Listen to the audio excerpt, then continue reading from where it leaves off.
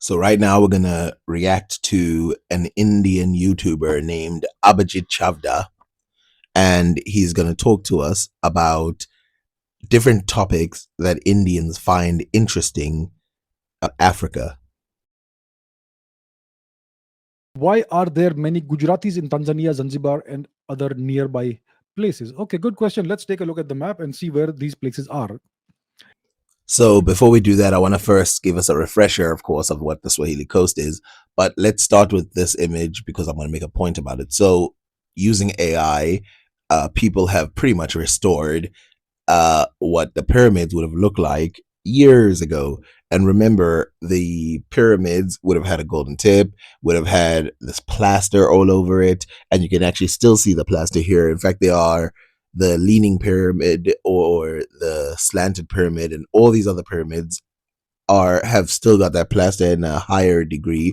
In fact, a lot of this plaster was lost because people would come and steal the bricks from the pyramid.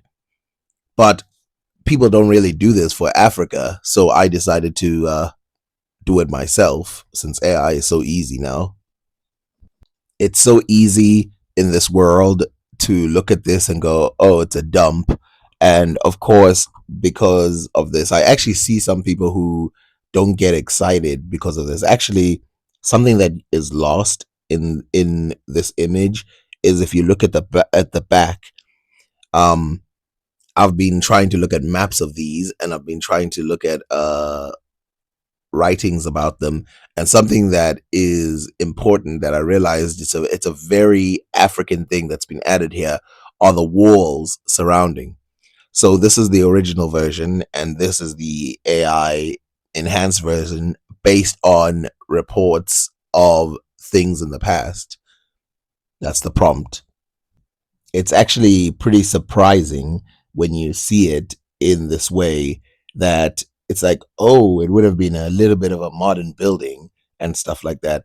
Now, the reason why it is pale white is because they use lime coral or coral, and the bricks here are not bricks in the same way that bricks would be in Europe, Arabia, and India. Instead, they're a local type of brick used within the Swahili coast.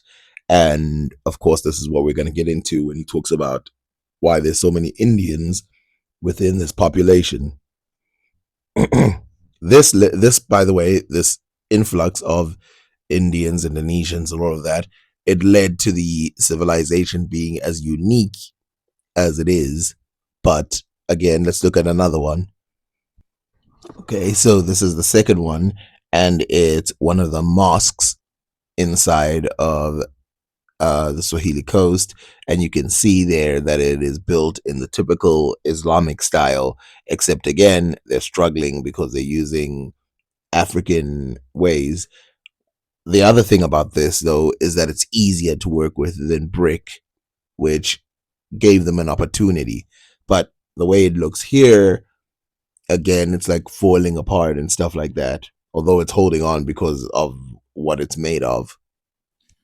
So here's the recovered image, and again, when you see it, it's like, oh yeah, it was a living place. It was somewhere where people sort of took care of it, and every single day they cleaned it and cleaned around the area.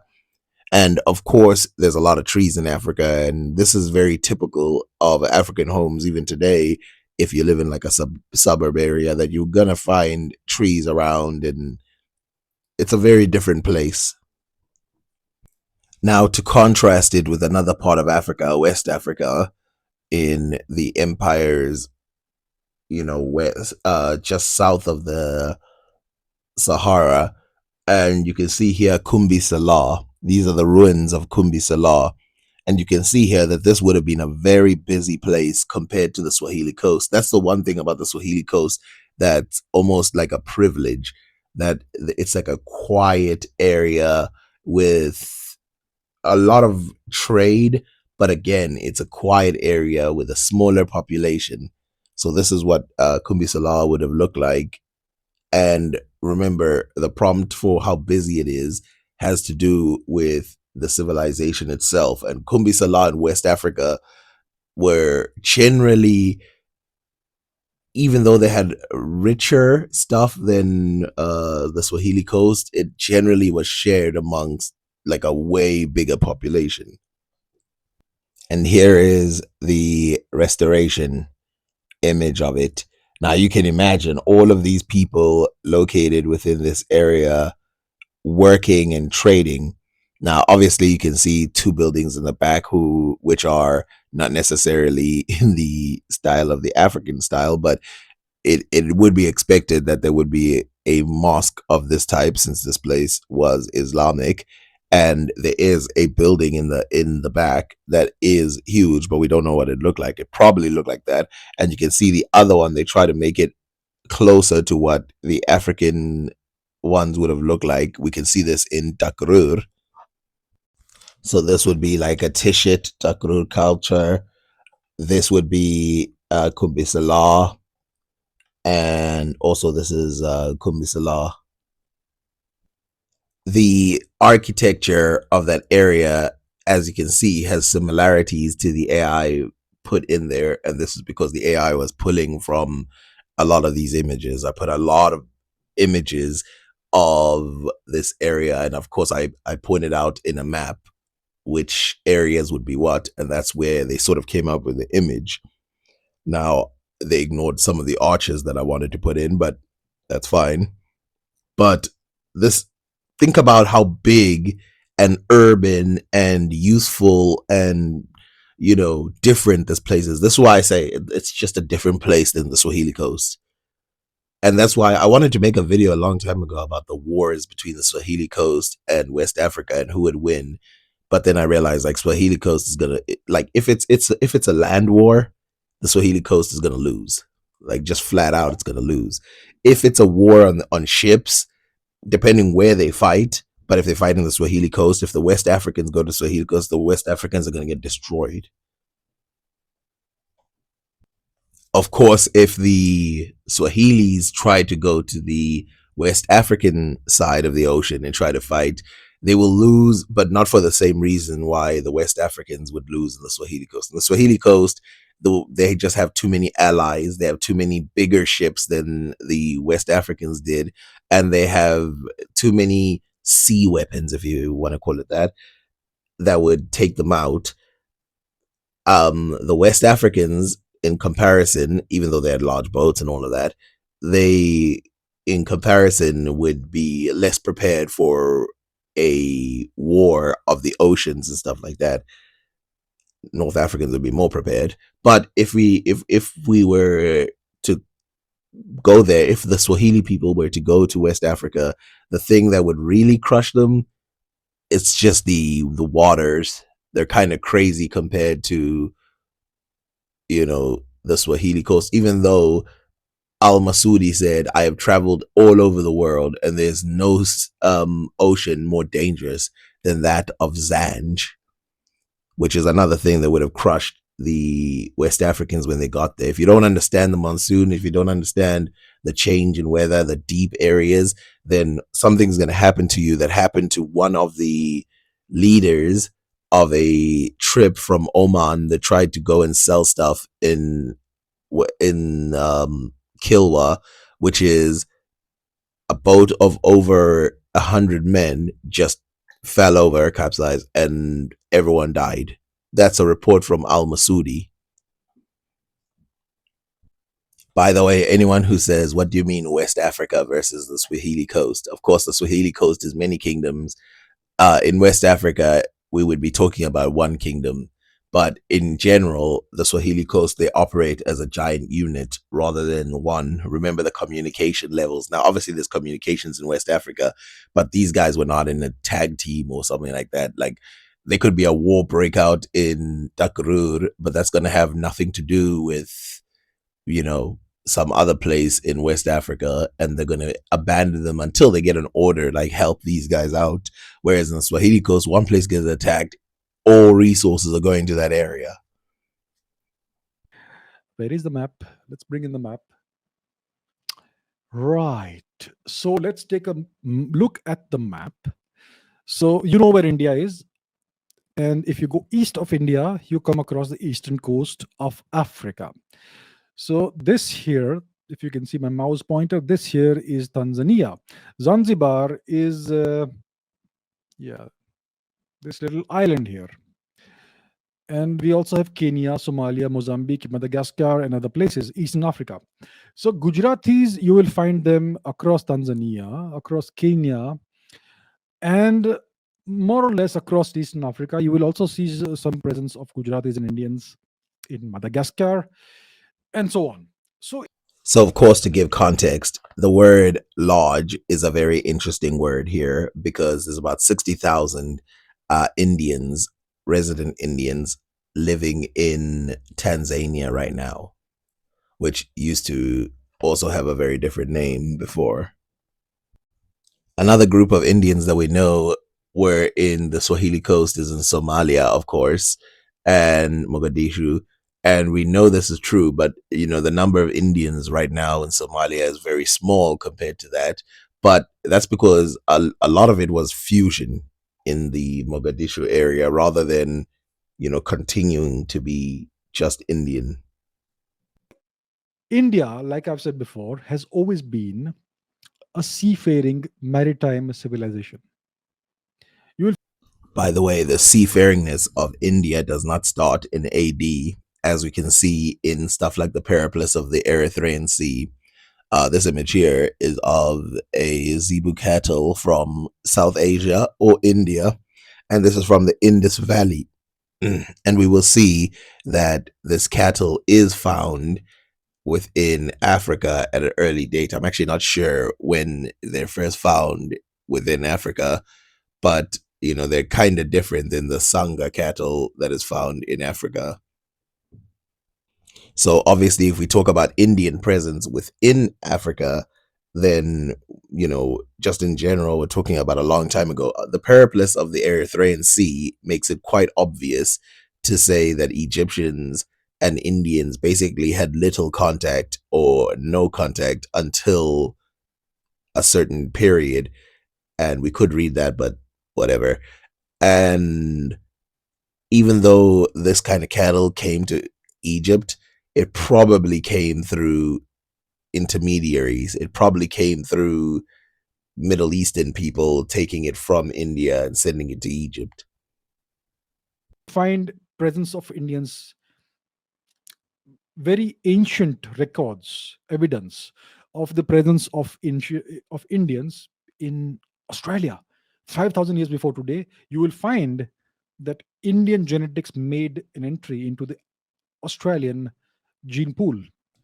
So, of course, to us, going to Australia is this big deal, right? In the ancient world, because, of course, Africans, black Africans, going to Australia is very far away. And of course, we find the Kilwa coins, and that's why it's impressive. But South Asians going to Australia is not that impressive. A lot of them did it. Chinese did it. Indians did it. Uh, those islanders, so Pacific Islanders, they also were just traveling south. Uh, Possibly Japanese people did it. So it's not necessarily the biggest deal that they went to Australia. It's a much bigger deal if they went to Africa. You will find ancient evidence of Indians in Africa as well. For instance, the first introgression of Indian zebu cattle in Africa happened about 10,000 years ago. So you have to be careful here because items are easier to travel than people to get to a certain area. This is an easy thing to think about. Right now, you could probably send something to another country, and it will be way cheaper than you think. Or you can order something from another country; it'll be ordered easier than you think. But traveling there, staying there, living there is going to be much harder than that. And of course, we have found no DNA of Indians anywhere near Africa 10,000 years ago. Zebu cattle existed there, but you know, I don't know if it's 10,000 years ago, but it's a long time ago. Also, there's stuff that's arguably from Africa in India, but it's kind of hard to tell because Africa's got such a similar culture to India, And so it's kind of hard to tell sometimes when they get these items and go, this one's from Africa. And people go, is it? And these cattle, they don't go for a walk or for a migration on their own. On their own, these are domestic animals. They go when human beings take them somewhere. By the way, I want to point out this is Indus Valley Indians. So these are Indians before the Indo-European. So every single one of these Indians would have been extremely dark because there wasn't that introduction of Indo-European DNA yet. And we know what they look like before that because we can compare them to the ones in the South. And yes, so it would have been that. And we don't see that deep of those people in the Middle East anyway. So there's proof right there that it would have probably been moved by other people into that area. So, which tells you that 10,000 years before today, Indians went to Africa with zebu cattle.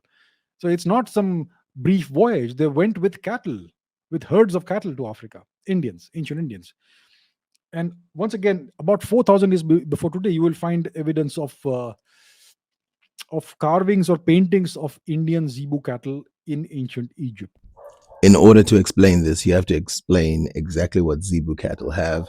And as you can see, zebu cattle have this hump on its back, which is really absent in ancient Egypt for the most part.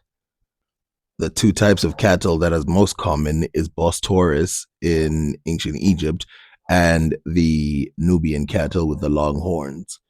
Those are the two that you will see dominating the region. And so there were at least two waves of migration of Indian cattle into Africa. One is about 10,000 years ago, one is about 4,000 years before today.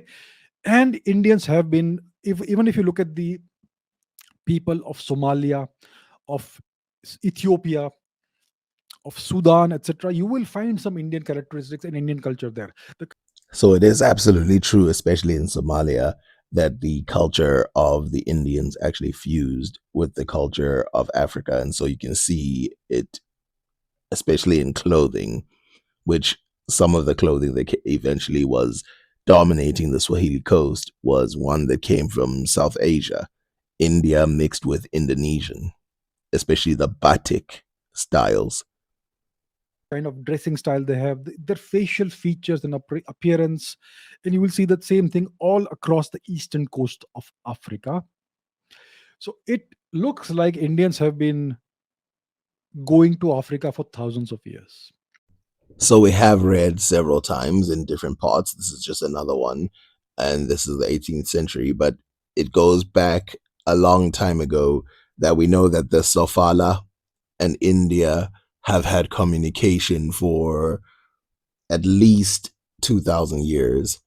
And we know this from the writings, stuff like the Periplus of the Erythraean Sea, and also the Arab writers who wrote about Indians constantly coming to that area. Although this map is from the 18th century, the writing is from Al-Biruni. And Al-Biruni, you can see that the words they're using, they're very Arab. So let's read the last paragraph. The island of Al-Wakwak belongs to Khmer Islands. Khmer is not, as common people believe, the name of the tree which produces screaming human heads instead of fruits, but the name of people, the color of whom is whitish. They are short in stature and build like that of the Turk. They practice the religion of the Hindus and have the custom of piercing their ears. Some of the inhabitants of the Wakwak island are of black color. In our countries, there is a great demand for them as slaves. People fetch from thence the black ebony wood. It is pitch of the tree, the other parts of which are thrown away, whilst the kinds of wood called mulama and shout and yellow sandalwood are brought from the country of the Zanj. In former times, there were pearl banks in the Bay of Serembid, Ceylon, but at present they have been abandoned. Since the Serembid pearls have disappeared, other pearls have been found at Sofala in the country of the Zanj. So the people say the pearls of Serembid have migrated to Sofala. Now, Africa has always been in turmoil for the past 100 plus years, and therefore nobody has done a proper genetic survey of the people, of the populations, of the humans in Africa. Once that is done, everything will be clarified when the Indian genetics entered Africa. So that is still something Side point, what he says here is actually a very important point. I actually remember there was a time when 23andMe was offering to do uh, African or Ethiopian people for free their DNA, because obviously it's very important study wise. So it's like, yeah, we'll do it for free. And basically, African DNA has not been studied that deeply. And so there's a lot of people making conclusive statements about what is African and what's not African, even though, again, we haven't been studied that deeply. that will happen in the future. But it is well known that Indians, whether it is from southern India, from Kerala, or from Gujarat, they have been traveling to Africa and living in Africa for centuries on end, mostly Gujaratis. Gujaratis are somehow an entrepreneurial people, and you will find the text So it is true that the majority of people that you'll find are from Western India, which is obvious because it has to do with the traveling back and forth. We could look obviously at Vasco da Gama and all of those people to know that these people traveled back and forth. And remember the part where they were actually Christian, a lot of the Indians that came down to this coast, and they actually started celebrating when they saw Christians. So that's the interesting part. textiles that you see in Gujarat, the textile patterns and the styles that you see in Gujarat, you will find the same thing in places like Mozambique and Tanzania and Kenya. Ladies over there also wear similar clothes with the same patterns. And you will find Indian influences, deep Indian influences in the cuisine of the countries in Eastern Africa and so on. So one of the things that we actually see from writings in ancient Africa, the Swahili coast, is how these people, when talking about them, they said that some of these people, they actually took Indian, like exported stuff or imported stuff, and they would unwind it. So in other words, they'd take it apart and then they'd put it together in their own local styles. So it why are there so many Gujaratis there? Because I think the Gujaratis have traditionally been traveling people and an entrepreneurial people, and they put down deep roots in Africa that go back centuries, if not thousands of years. And it is well known that when this individual, Vasco da Gama, was searching for India, he found an Indian sailor somewhere, Indian merchant or traveler somewhere in Eastern Africa, and that's how he was able to reach India from there. So this is a common falsehood that is thrown out there by Indians, that the person, the pilot that helped Vasco da Gama get to India was an Indian man. Now, this has been propagated over and over again because, of course, one of the things that the European people wanted to put out there was that the Africans couldn't go to India themselves. But we will read here and show that actually the person was a local Christian. So over here, let's start in the second part. It says, these Indians are tawny men. They wear but little clothing and have long beards and long hair, which they braid. They told us that they ate no beef, which is typical for India. Their language differs from that of the Arabs, but some of them know a little of it as they hold intercourse with them. On the day on which Captain Major went up to the towns in the boats, these Indian Christians fired off many bombards from their vessels, and when they saw him pass, they raised their hands and shouted lustily, Christ, Christ. That same night, they asked the king's permission to give us a night feat. And when night came, they fired off many bombards, sent up rockets, and raised loud shouts. These Indians warned the captain major against going on shore and told him not to trust their fanfares, as they neither came from their hearts nor from their goodwill. So you can see here, these are Indians that are on boats and they are communicating with other Christians, and they're saying, like, okay, as a Christian, don't go on the shores of Malindi. This is Malindi, because there is a tendency for the Muslims to be treacherous against Christians. which he already experienced. So if we continue reading, it says, on the following Sunday, the 22nd of April, the king Zavra brought on board on one of his confidential servants. Zavra is the king of Malindi. And as 2 days had passed without any visitors, the captain major had this man seized and sent word to the king that he required the pilot whom he had promised the king when he received this message, sent a Christian pilot, and the captain major allowed the gentleman whom he had retained in his vessel to go away. So here's the clue of what this person is. Is he one of the Indians that were on the boats, or does he belong to Malindi? So let's read.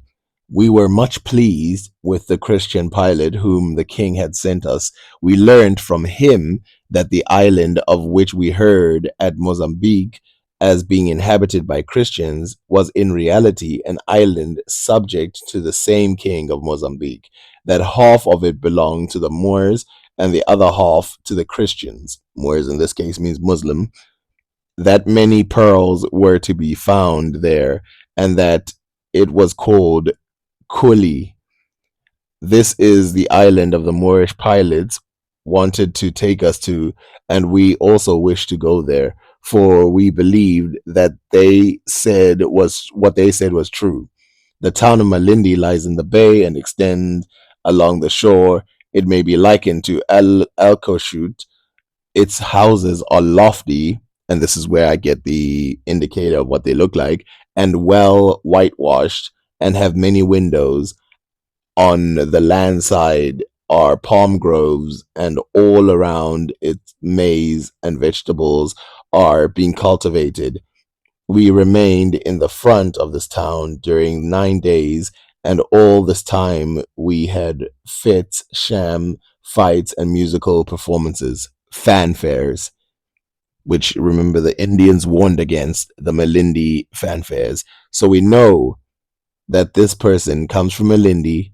We know that he's a Malindi Christian who was sent by the Malindi king to help guide them to go to India, who this guy has been to India and back, but he's also very familiar with Africa. You can see there in the very first paragraph that the Moors and Christians he's describing are those found in Africa under the king of Mozambique. This Koili, by the way, is Kilwa. Now, Barros, one of the translators of these things, suggested that the pilot was a native of Gujarat, but in one of the writings, it's pretty obvious that he wasn't a native because he mistook a place in India for another place. So he wasn't too familiar with the land. As you can see here, it says, that night we anchored 2 leagues from the city of Calicut. So they arrived in India in Calicut. And we did this so because our pilot mistook Kapua, a town at the place, for Calicut. Still further, there is another town called Pandarani. We anchored about 1.5 leagues from the shore. After we were at the anchor, 4 boats, almadas, approached us from the land, who were asked of what nation we were. We told them, and they pointed out Calicut to us. So keep this in mind. This guy is not too familiar with the area. And in fact, he doesn't even speak the language because he mistook the word Kapua for Calicut. So I'm not sure if that person was Gujarati or was from Kerala, but he reached Calicut, Kozhikode, and that's how the next cycle of invasions started. So that's the story of Indians and, in specific, to be more specific, Gujaratis in Eastern Africa. It's a very ancient story. It it begins before Gujarat or Maharashtra or all of these places were even a thing. It's way before that. Indians have been going to Africa for about 10,000 years at least. So now we're going to react to the same creator, but a different video about Africa. So I put up a video where I'm in mostly agreement in agreement with him, but now I'm going to put a video where I'm in a, let's say, deep disagreement with him. And the reason why I'm doing this, of course, is because I want to remind people that firstly, history is very relative, and based on people's geography, a lot of people want to insert themselves into several kingdoms. And of course, Egypt is the king of people trying to insert themselves in. Everyone but Africans wants to be part of Egypt. Um, Obviously, Africans are part of Egypt, but we're like the group that they want to cast aside so that they can be inside of Egypt. Did our culture have any influence on Egyptian culture? Because we can see sun temples in worship of sun in the Egyptian civilization. That's a good question. So, yes, the Egyptians did worship the sun. I think it was Akhenaten who introduced temporarily a monotheistic cult of worshipping the sun. And after his death, Egypt reverted to their polytheistic system. So Akhenaten was the husband of the great, very famous queen Nefertiti. So yes, the Egyptians did worship the sun, and even So we have to clarify a lot of things here. One, the worship of the sun by Akhenaten is a short lived period. It is true that this gave birth to a lot of other monotheistic ideas later, but it's a short-lived thing. It wasn't even generally accepted by the majority of the people. We have seen evidence that actually the majority of people who lived in that area continued to worship their polytheistic gods. And so the worship of the sun is not a good, thing. Secondly, it's completely independent. Like you can see that the worship of the sun in Egypt comes from an already worship from the sun before. So the sun disk, the Aten, which was mentioned way before, is just elevated by Akhenaten. But if you go and look into other books, if you go and look into other stuff, generally Ra and even with a Kepre and people like that are seen with the sun, but they worship the sun, the moon, the ground, the sky, all of that. Now there is similarities between different religions around the world, but we all see the sun. Like the sun is not a good indicator that the thing is similar. I mean, worship for the sun, Africa, Europe, um, India, China, Japan, the Americas, Polynesia, the worship of the sun is everywhere. Worship of the stars, worship of the ground, the waters. This is just consistent. So it's not a good enough to say, oh, they worship the similar things. when it was not this brief monotheistic period, overall Egypt was a polytheistic culture, and the sun god was part of their pantheon of gods. I believe that the worship of the sun, is something that you will see throughout the world in all polytheistic cultures. So it's not necessarily because of Indian influence. However, it doesn't mean there was no Indian influence in Egypt.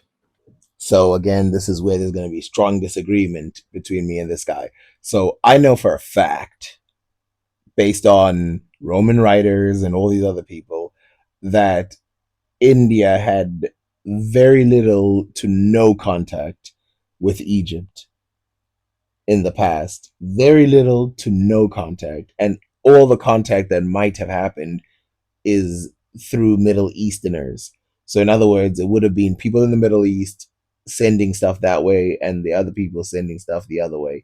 This is really the best we can. If we read the Periplus of the Erythraean Sea, they talk about how it's at this point that India and Egypt start to have direct communication, which at this point is like 100 AD.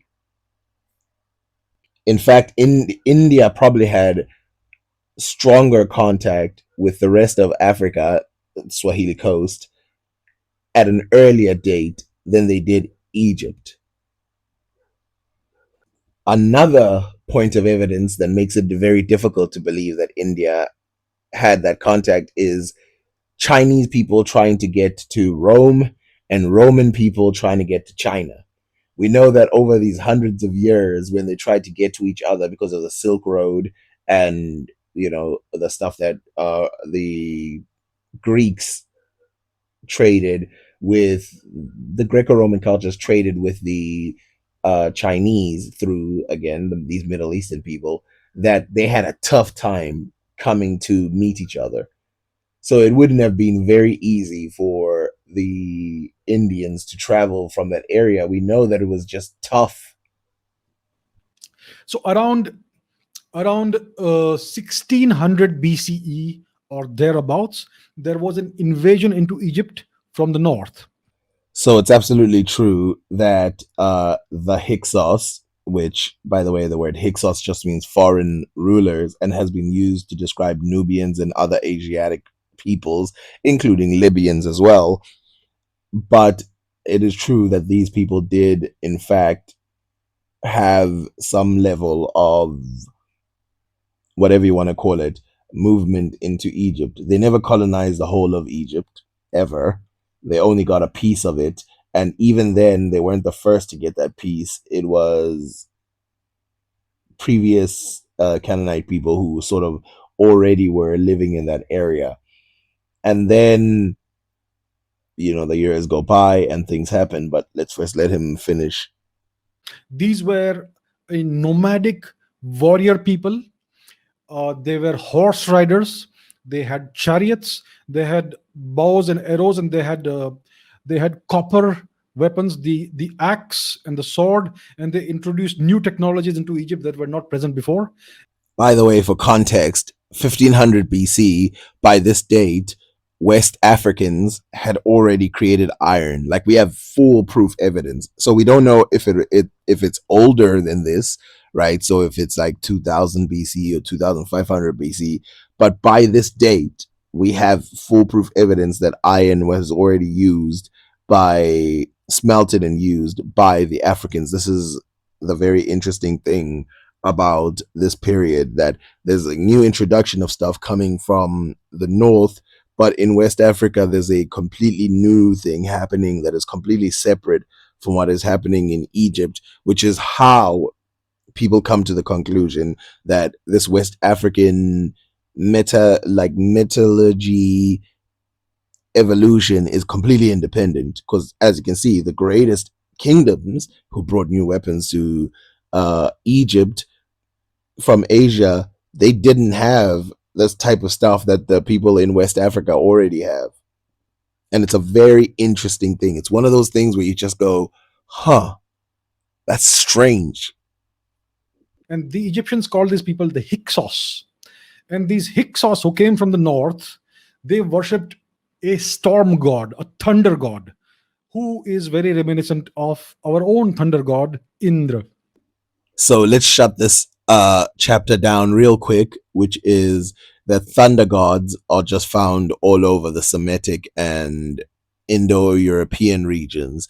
So we've got Zeus, who obviously in Greek is one of the main important gods, and he's a thunder god. Of course, we have Indra in India. We have Baal, who is not a Indo-European god. He is a Semitic or Afro-Asiatic god. And this god here is also one of lightning. You can actually see him holding it in one hand. Of course, at the very north, we have Thor. Now, you're probably thinking, so many thunder gods. Yes, because that region generally prays stuff like that. And you can speculate why that happened, probably because of shifting weathers all the time. Whereas, let's take Africa as an example of difference. In the quote unquote sub-Saharan African regions, it's very different. The storms are controlled not by gods but by people. So let's first talk about Egypt if we're going to talk about Africa. So rain dancing and all of these other things in Egypt are very rare, and storm gods are rare. The closest you get to a storm god is Seth, but Seth is really just the god of chaos, and so he can sometimes be associated with storms.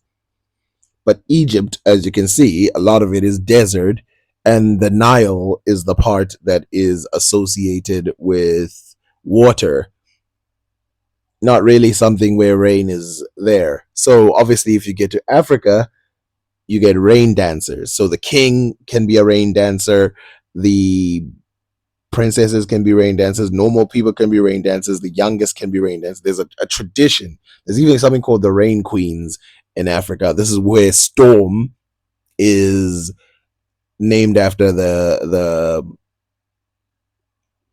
X-Men character is after this. So in Africa, rain and stuff is not associated with a great deity. It's associated with actual human beings who bring the rain by dancing.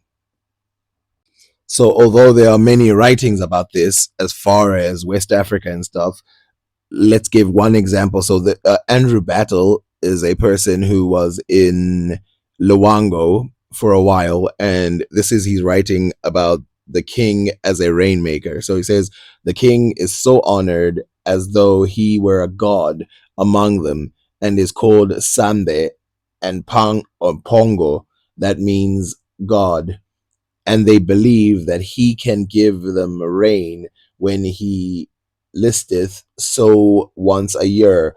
When it is time to rain, that is in December, the people come to beg rain and bring their gifts to the king, for none come empty. Then he appointeth the day. So basically, the king is a rainmaker. Again, as I mentioned, Storm, all of these places, West Africa has them too. Africa is different.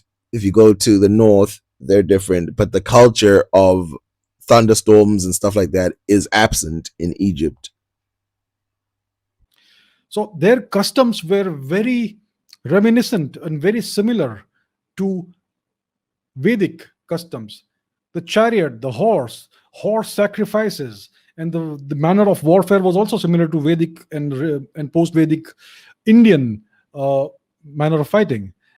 So by this period, horse riding, chariot wars, and all of that were common in the Middle East and in some parts of Europe.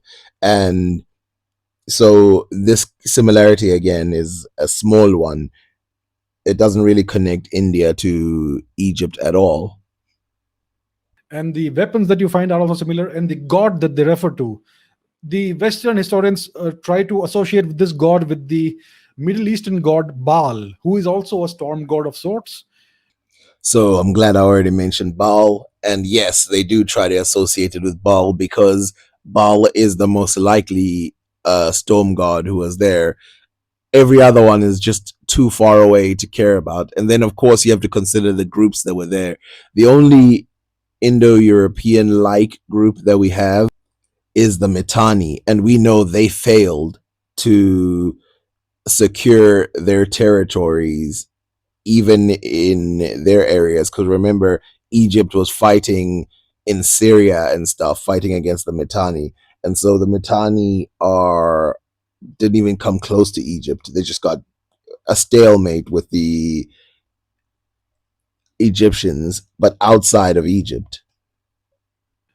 But if you look at the overall pattern of the culture and manner of invasion and tactics and strategies of the Hyksos, it's very clear that it's an Indo-European people who came from the north. Now, north of Egypt at that time, you had the Mitanni kingdom. So I want to be sure we put a map here so that we don't. It's not just above Egypt. It's literally above Syria and above and in Turkey. So that's where the Mitanni really existed. Now be careful of this because some people think Mitanni is like very close to Egypt. No, it wasn't. There was like a couple groups in between, and a lot of them were controlled by the Egyptians at this time. So let's first hear what he has to say, and then I'll give you another clue for how these Mitanni had nothing to do with Egypt for real. And the Hittites, these were both Indo-Aryan kingdoms. These are all kingdoms that were ruled by an Indo-Aryan aristocracy. Okay, so it's time to talk about this. So the Hittites, the people of Mitanni, all existed up there. So if you see the red, that's Egypt. That entire region is Egyptian owned at this time. Now remember, the people in those regions aren't necessarily Egyptians. And you'll remember the story of Sennacher where he talks about traveling, blah blah blah blah blah. So we do know that they had control further away. If you notice, just in between that area, there's something written Kadesh. This is the Battle of Kadesh. So I want to point out the Battle of Kadesh. We know that the two groups that fought were the Hittites and or Hittites and the Egyptians with Ramses II, who used to be a Nubian vizier, but we'll get back to that, and Muatali II from the other side of the Hittites. And as we mentioned, this is Syria, northern Syria, Turkey regions. So, northern Syria, Turkey regions, the Egyptians are trying to go further, but they're being blocked off by the Hittites. These Indo European groups are being blocked off by the Egyptians. So, the Egyptians are not allowing them to get any further than Syria, and they haven't even gotten to the bottom part of Syria. And the Egyptians are stopping them from getting past Syria, and the people of the Hittites, Mitanni, all of these were blocking them off from getting to the northern parts, getting to Turkey and stuff like that. Otherwise, the Egyptians would have expanded a bit of their empire to those regions. And remember, their empire was not one of super control the way that the Hittites and other Indo Europeans were doing at the time. By an Indo-Aryan ruling class, Sanskrit-speaking people. So just north of Egypt, you have these guys, these Sanskrit-speaking descendants of Indians who worship Indra and Varuna and other gods, who are warriors, who have Vedic traditions and who follow the Vedic culture. So it's very clear that it is these people who invaded Egypt.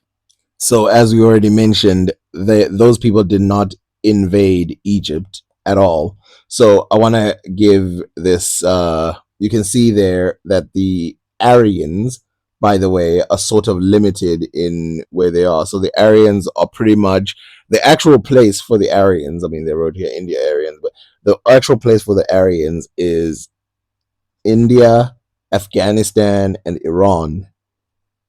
But again, as you can see, no further travel south. This is not some mistake. They were traveling everywhere. They were going everywhere. We see Greece, all of these other places that have been Indo-Europeanized forever and ever. So yeah, but in Africa, it just stopped because they didn't even come close to Africa, which is actually something that happened over and over again in African history. Remember when Genghis Khan and his people had taken, so they, not Genghis Khan himself, but the Khan people had taken over most of Asia. They got defeated by Egypt, and so they couldn't go any further than that either. Of course, what that makes this very important and significant is that you actually see two histories colliding in a written significant whatever thing, and we're getting both of these histories from both sides, and we can actually see why they didn't go further. Usually when we see languages like the Bantu languages, like why didn't they go further than this? Why isn't the Bantu language very common in Sudan? Why isn't the Bantu language very common in North Africa or anywhere like that? But we don't have any written clue of why this happens. And I don't mean just from Bantu people, from anybody. We don't have any written clue for why this isn't the case, because they basically took over the whole of Southern Africa, and they went and took over the Indian Ocean. And who were known to the Egyptians as the Hyksos. So the Western mainstream historians disagree with this. They try to associate these Hyksos with Middle Eastern and Western Asian peoples. So yes, the Western people do that, and they're actually right to do that, because the Hyksos that are located here, the ones that actually did come into Africa, they were located further south than the area of Arya. So the Aryan areas are not representative of the people who would come in to Egypt and do a small time invasion before they were kicked out again by Amose. Now, keep in mind, the Battle of Kadesh is hundreds of years later than this Hyksos. So the Hyksos who came in have nothing to do with Indo-Europeans at all. And again, these Indo-Europeans around 1300 BC. You know, we're talking about very late in the years. That's what we're talking about here. We're not talking about something from like 2000 BC or anything like that.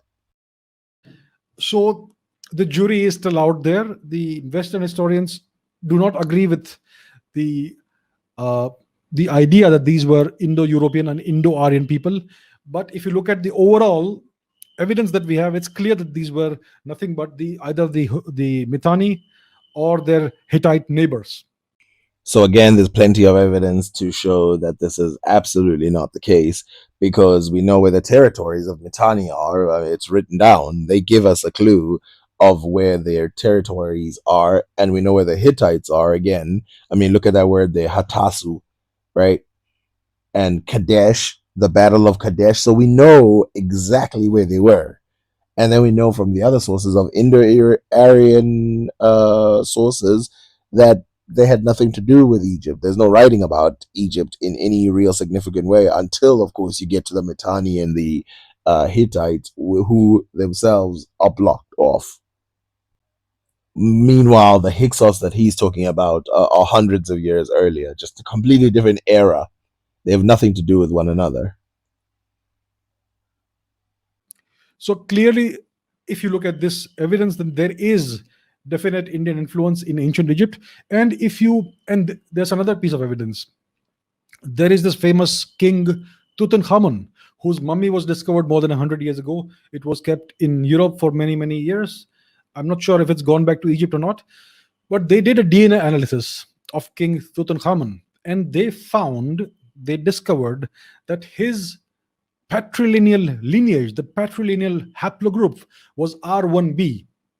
Now, R1b is something that is a descendant of the R1 star haplogroup, which most likely originates in India. There is also a subject of controversy, but it's going to be resolved very soon.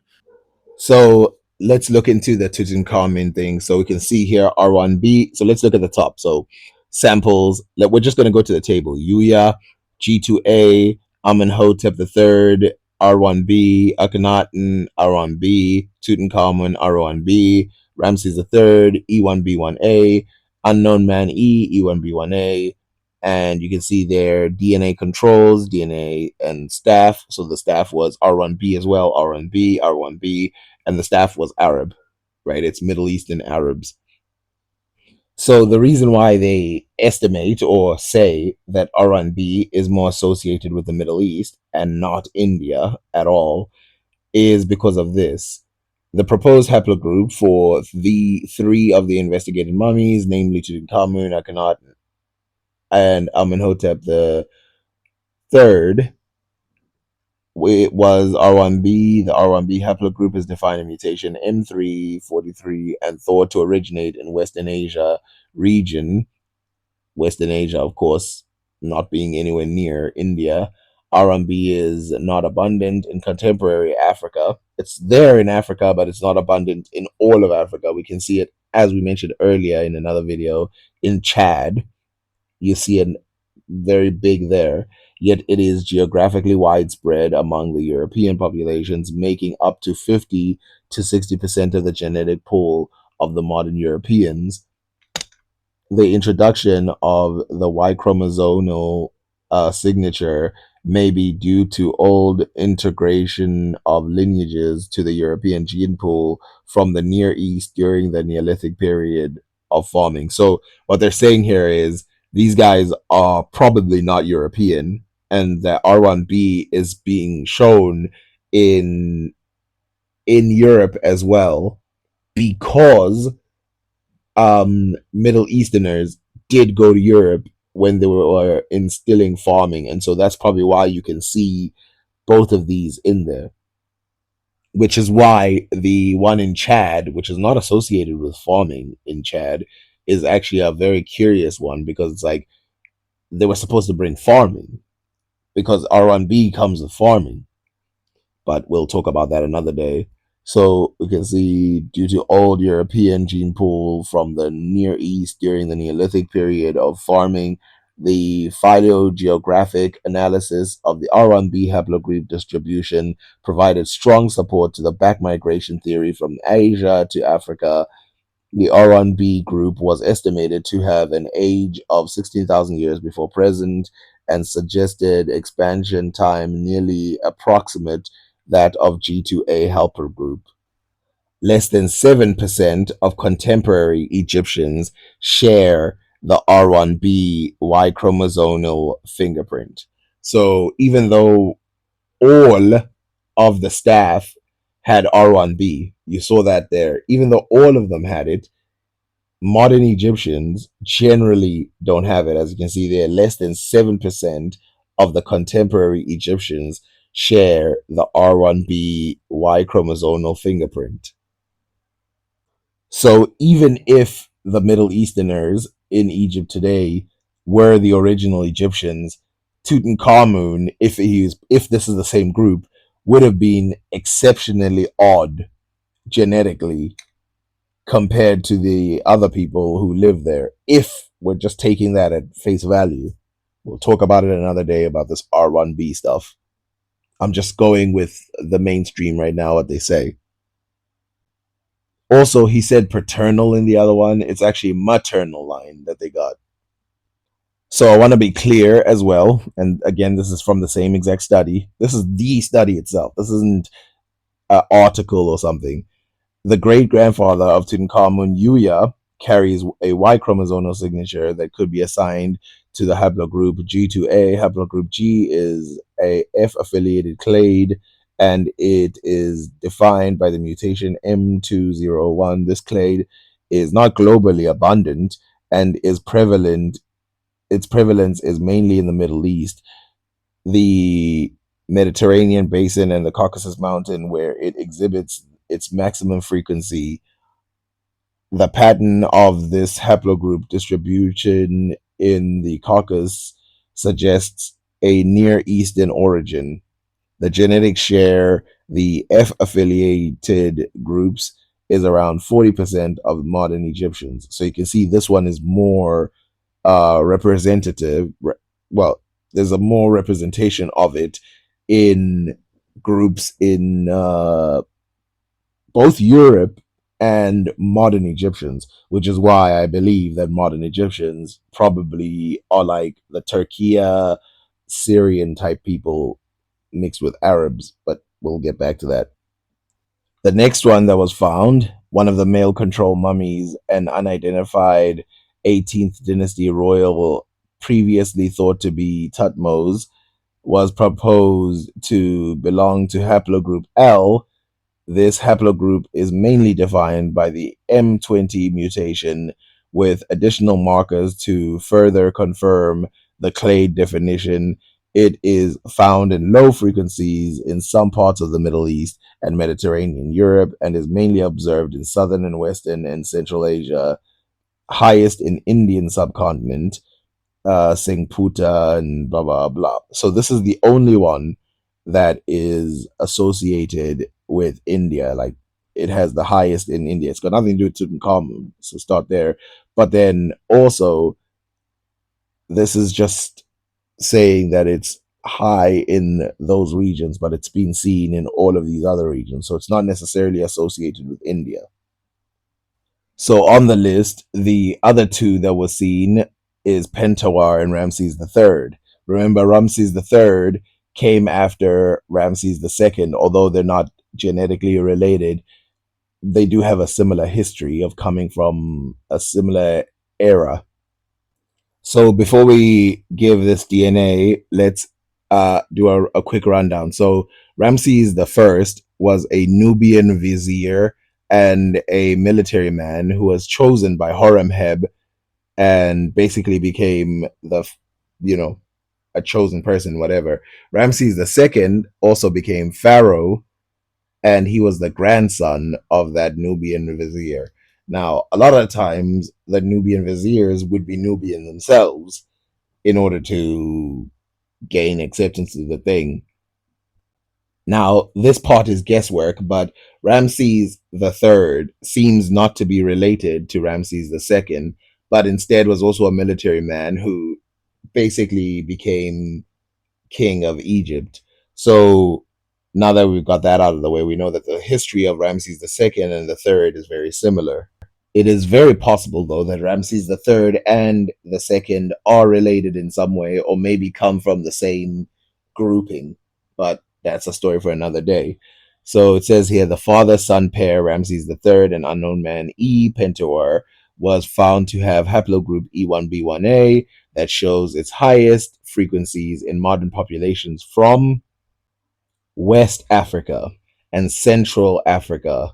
It is less than 10% among North Africans and nearly absent in East Africans, which is where it is hypothesized to have originated.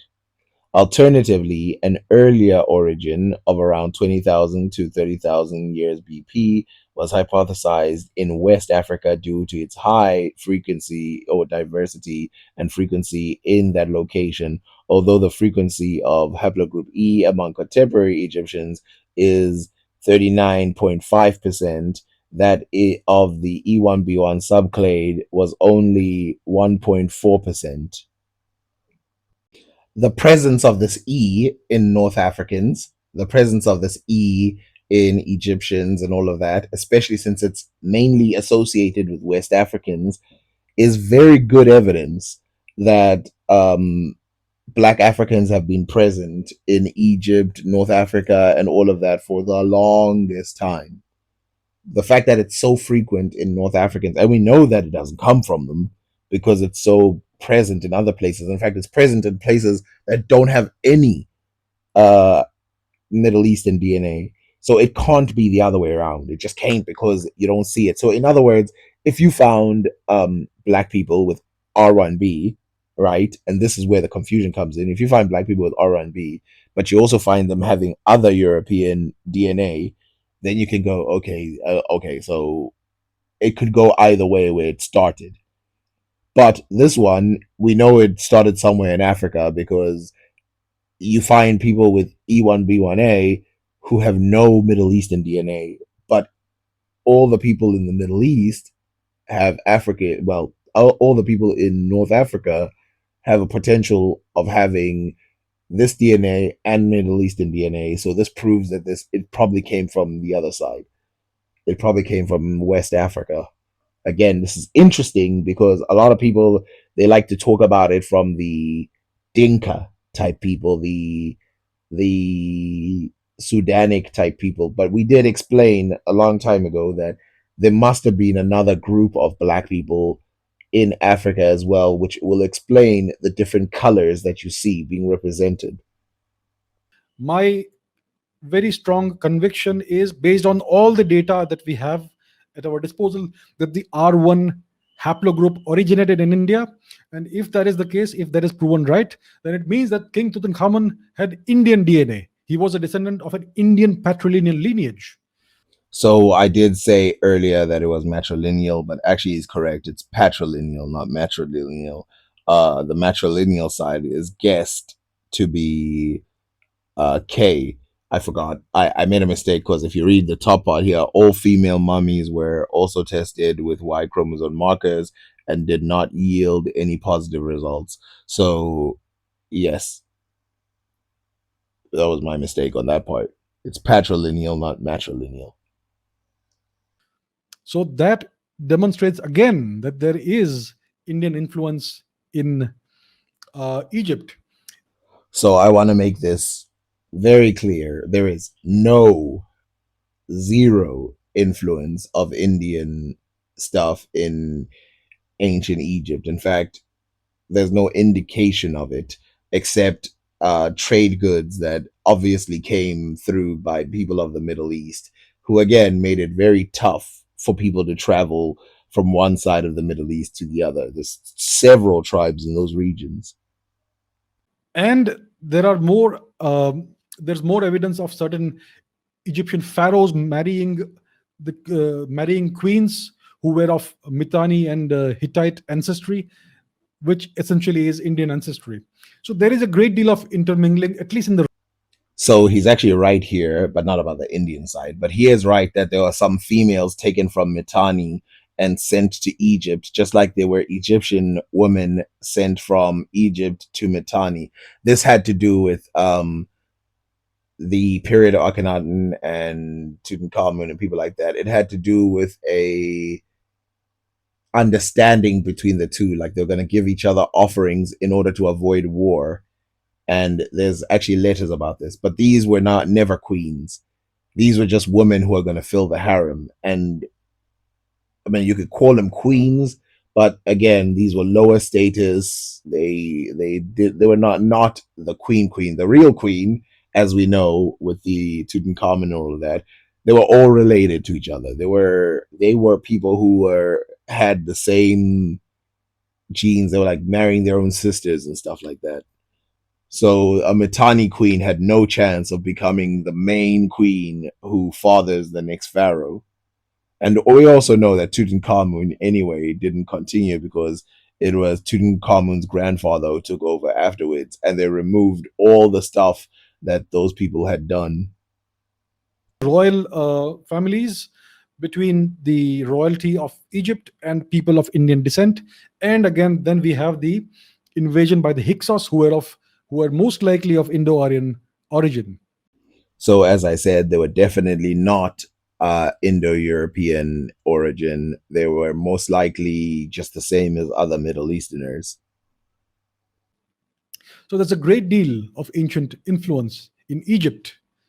But as of now, as of today, it is not accepted by the mainstream eminent Western and Indian historians. But the evidence is all out there for everyone to see. By the way, he said Indian historians fast. So, yeah, it's not just an anti Western thing. African scholars, Indian scholars, by the way, these people that I'm saying all represent the mainstream. The African scholars that I'm talking about are not the ones that are saying Egyptians are black and stuff like that. They're saying obviously that there was some black component, but the ones I'm talking about who reject this idea, they go with the mainstream. And also the Indian scholars, they reject the idea that India and Egypt had any real connection in the earlier years. just need to see the patterns put together pieces, and the evidence tells you what the truth is. So the last one we'll be looking at is him talking about Mansa Musa and comparing him to the riches of the other worlds.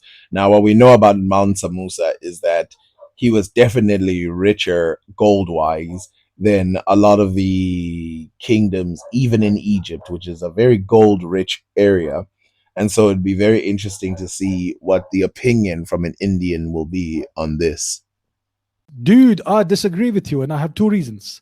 First, India is not the richest empire in the world. Mansa Musa kingdom was. So, this is with reference to the video I made about Chinggis Khan, why Chinggis Khan refused to invade India, in which I said that India was the richest country in the history in the known history of humanity. So, of course, there's already a few flaws in what he's saying because India was not one territory at the time, and comparing all of India's wealth to one kingdom is not exactly fair.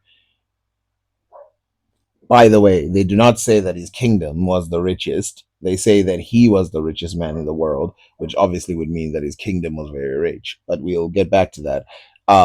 In India, of course, there was so many things. There was the Delhi Sultanate, there was the Gujarat settlement, there was the southern areas, Ceylon, whatever. It was a whole bunch of empires, and they were disconnected, independent. And so to glue them all together and compare them to one person is not fair again. So this gentleman is disagreeing. He's saying that Mansa Musa's kingdom was the richest empire in the world, not India. And this is a comment I have got lots of times. This is a question many people have asked me. Yesterday, Ranveer Allahabadia also sent me one of the link about this. So hi Ranveer, if you're watching, I'm sure you all know who he is, right?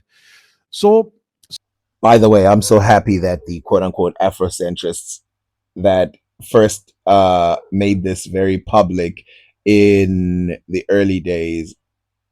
All of their efforts have worked because West African kingdoms now are so popular that even people from India are saying, no, we weren't the richest. Mansa Musa was. That's beautiful. So what's the truth? So here's the fact. Mansa Musa was a king of Mali. So where is Mali? Let's go to the map. Let me show you on the map because we need to. The map is our best friend. So, of course, I want you guys to keep a few things in mind, but I'm just going to say it now. So, Mansa Musa is known for his wealth and gold and seen as the richest man in the world and blah, blah, blah. This mainly comes from Arabs who encountered him, and a story, of course, where he changed the wealth of gold in Egypt, and it actually dropped significantly, according to one of the Arab scholars that we'll talk about later. I'm sure it'll come up. And the reason why he is seen as the richest is because of this. But you must remember that the Swahili coast, the Guinea areas, the Gold Coast, all of these areas also had gold. And because gold was so common, especially in Mali, one of the things that was valued more than gold was copper. And so you must keep these things in mind when you're talking about these places, that gold was not that valued in Africa. So these states that were very rich in gold, very rich, would have been billionaires of their time. They just didn't value gold that much. And Great Zimbabwe is a good example as well. Oh, and one more thing. Obviously, they didn't value gold that much because look what happened when they brought the gold to Egypt. The value dropped because it was so common. It's not a Africa bad thing. It's a mental thing that you're gonna do if you have too much of something. How can you overvalue gold when you've got so much of it? And by the way, this isn't the gold that he had. This is the gold that he gave away in Egypt. He traded and gave away so much gold in Egypt that the currency dropped for a decade, according to one of the writers, the Arab writers. Okay, here's the map. Let's take a look at Western Africa. So as you can see here, if you can see my mouse pointer, this is the modern day nation of Mali. So the kingdom of Mali was in this region. It included Mauritania, Ghana, Guinea, and Cote d'Ivoire, etc. So while the kingdom of Mali is generally given this size, at its peak, the empire of Mansa Musa is generally that entire block of West Africa, including the Guinea region and the Ivory Coast. Which, by the way, gold is only one measure of wealth. That's what I'm trying to say. Like they haven't even started talking about the other stuff that were traded from these regions, like ivory. This entire region of Western Africa, this southwestern region of ancient Africa was called the Kingdom of Mali, and their king was Mansa Musa.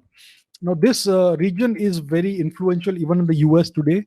What we call blues music comes from Western Africa. So you have many musicians like Toumani Diabate and Vieux Faka Touré and many other musicians. So it's been a very influential region, even in modern times. This was So obviously, it's not just influential because of the amount of gold that came there, or the fact that West Africans uh, basically got transmitted to America, but also it's still a very rich area in terms of natural resources. So we can get into that later, and they're still trading today.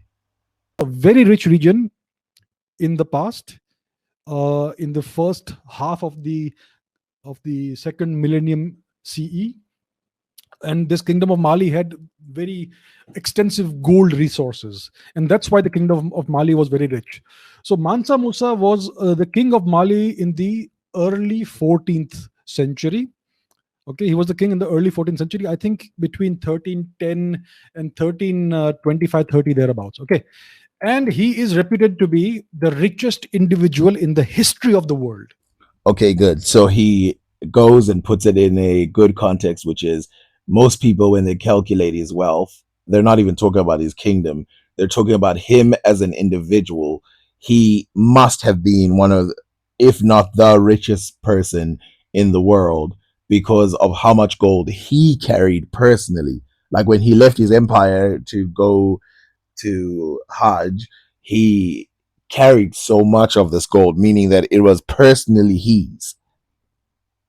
in the known history of the world. So his wealth is estimated to be in today's dollars to be worth about $400 billion in today's money. So I want to see where this opinion is coming from of $400 billion. And you must remember again, Mansa Musa was not just a guy who was rich for his gold. There's other stuff too. Also, salt is another one. So we read here from the Hindu Times or the Indian Times. The world's richest man in history was wealthier than any billionaire today. Mansa Musa, the 14th century king of Mali Empire, is often regarded as the richest person in history with an estimated fortune of $131 billion dollars or 99 billion pounds. He is the wealthiest man in modern history. Mansa Musa, the legendary ruler of Mali Empire, rose to power in 1312 after his brother vanished during a mysterious Atlantic voyage.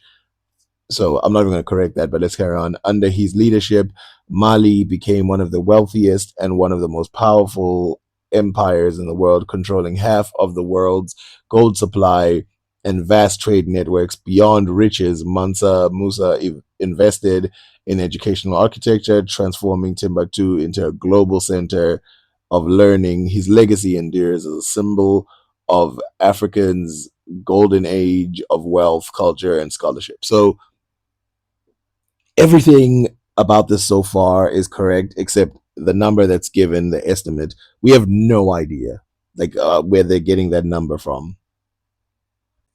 Mansa Musa was born 1280 into the family of rulers and blah blah blah. So yeah, so Mansa Abu Bakr ruled the empire until 1312. Abu Bakr, fascinated with the Atlantic Ocean, led him to embark on an expedition to a massive fleet, 2,000 ships, and 1,000 men and women. So the guy who was there before Mansa Musa, which I've seen people go against the Abu Bakr name, but we'll just go with Abu Bakr. He was also rich. He took 2,000 ships, a whole bunch of stuff with him, and went to the Atlantic. And by all guesstimations, he probably made it to the Americas. Most people say that if the story is 100% real, there is no way he couldn't have made it. There is no way that 2,000 ships couldn't have made it to the Americas, especially since they had already gotten reports back from another ship on the problems and where to sail. Meanwhile, the Europeans took, a few boats and made their way there easily. So there is something to be said about that. Now, of course, what did they leave behind genetically and all of that? That's a different story. $400 billion. That was his worth in today's. So the $500 billion estimates, right, come from this part of it. So he says the Mali Empire under Mansa Musa's rule controlled vast resources, including gold and salt, which significantly contributed to its wealth. The empire was responsible for producing nearly half of all all the world's gold, cementing Mansa Musa's position as one of the wealthiest individuals in history with an estimated net worth of 400 and 500 billion dollars. So half the world's gold is crazy. But again, this is where the stuff is coming from. This is definitely richer than Jeff Bezos and Elon Musk. But this record will be defeated. Now again, this is an estimation. For all they know, it could be worth like a trillion. Money. So if we compare, Jeff Bezos is worth about 177 or 180 billion dollars today.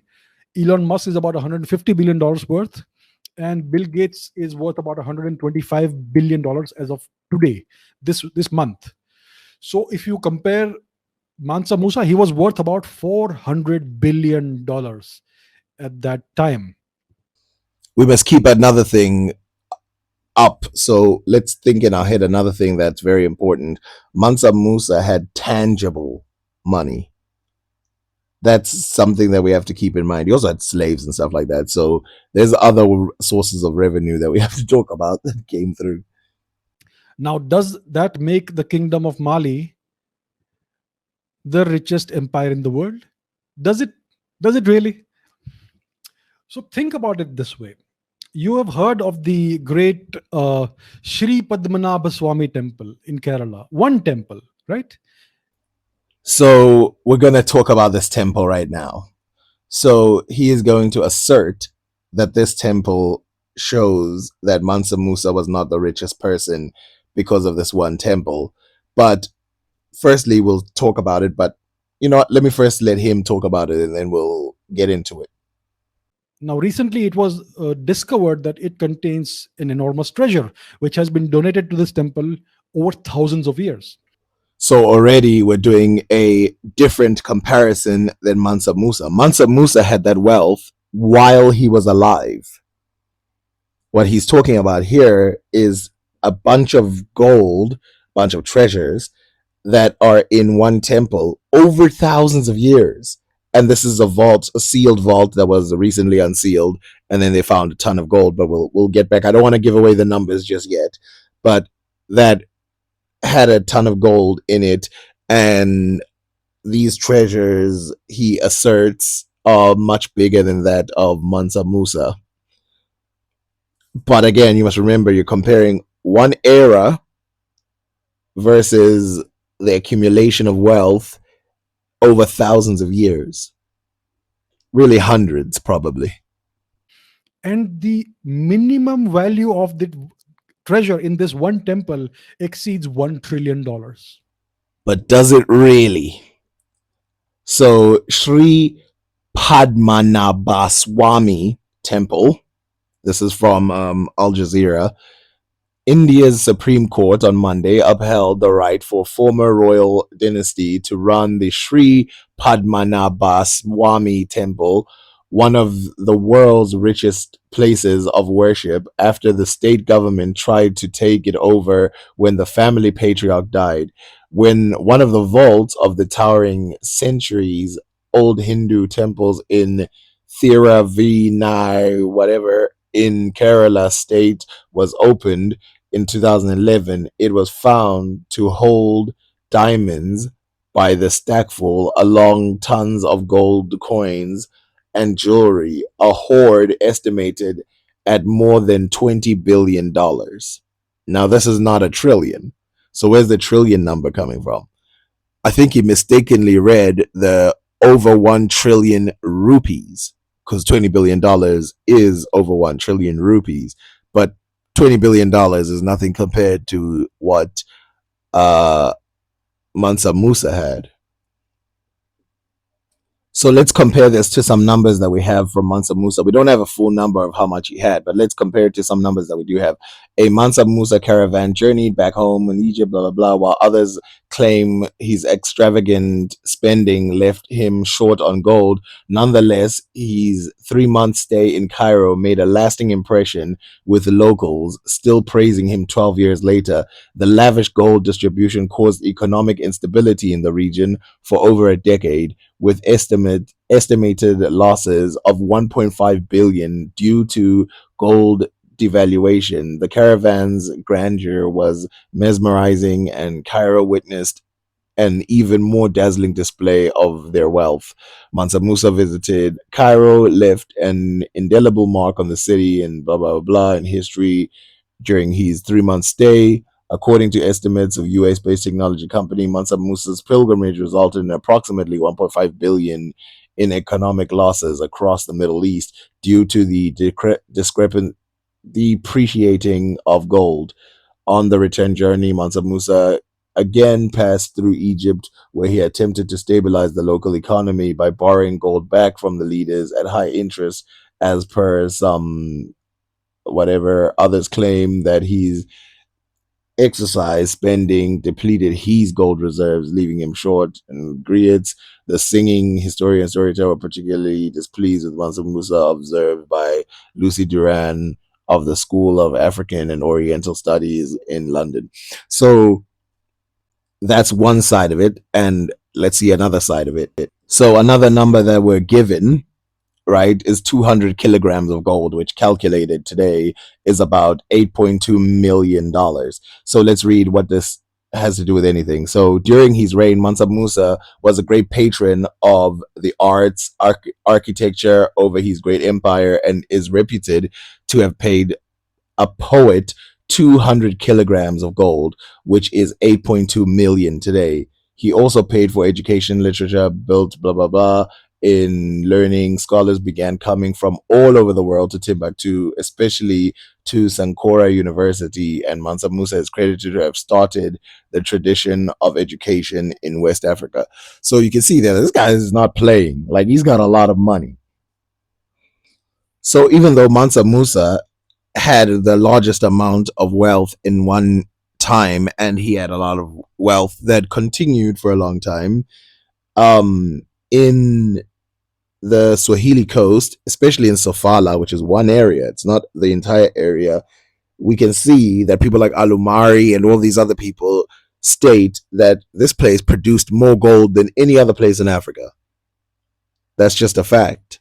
Even though Mansa Musa at one time had 50%, so the Sofala region through Great Zimbabwe, the Swahili coast, all of these produced the most amount of gold that was exported over a long period of time. Not a burst, not any of that. So you can see gold dust in Ghana in west and Sofala gold dust in the middle, which, as reported from the experts of this matter, more than in Ghana, immeasurably quantities are in the land of Zinj, in some of which there are soils that it, if a fire is lit, from pure silver. So you can see there, we're talking about stupid wealth. And again, we're talking about a much smaller population.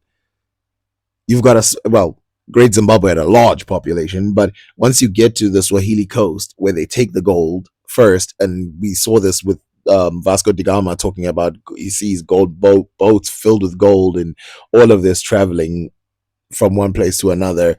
And so you're talking about a very small location with a lot of gold. Right? So there is more than 2.5 times the entire wealth of Mansa Musa in one Indian temple. So because he got these numbers incorrect, his entire theory is incorrect here, because it's only 20 billion. It's not 1 trillion or anything like that. I mean, that would be a crazy amount of money to have in one temple.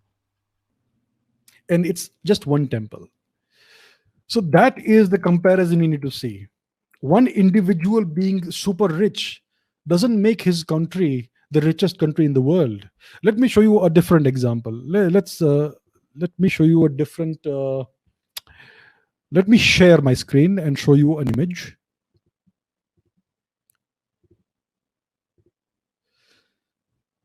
Here we are. Okay. So this is from Angus Madison's book. Angus Madison is a very famous, I think, American economist. He did a comparative study of the GDPs of the world in ancient history, starting from, as you can see here, 1 AD all the way to 2003 AD. And what he found is that India was consistently the richest country in the world for the best part of the first 1500 years. So, of course, there's a problem here already, which is he's not a historian, he's an economist, and I don't know what he's basing these numbers on. I mean, he's giving the numbers, but I don't know what he's basing it on. Also, I noticed there that Africa is like sneaking at the bottom. Where is the rest of Africa? So here's the chart in Wikipedia showing exactly what he says. And according to him, in 1 AD, Africa was 8,030, while in West Asia was 10,000, and whatever, all these numbers. Now, the obvious criticism is, where is he getting these numbers from? And we can take very simple things to see where he's incorrect at, which is his complete misunderstanding of Africa, because, you know, the wealth of Egypt alone would have been higher than the number that he gives.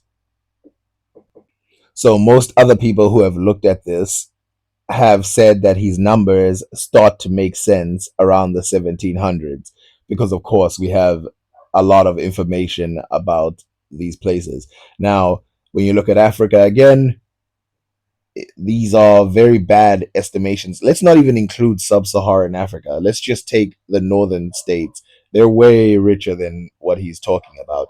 Also, not to mention, he would not say this if he knew that the Muslims who represented Africa had taken over parts of India. So we're talking about a very large empire chain, and their wealth goes from one place to the other.